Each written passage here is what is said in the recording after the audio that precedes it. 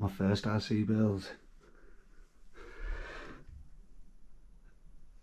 DPR Models Rare bird. Done the 2-channel glider. But I have a question.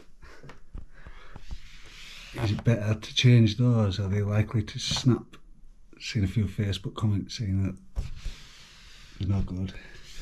Also, is it better to use tape on the hinges rather than screws and plastic hinges?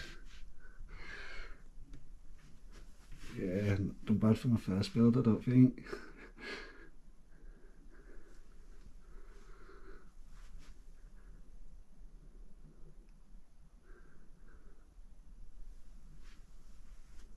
Also, another question. I'm getting a lot of chatter.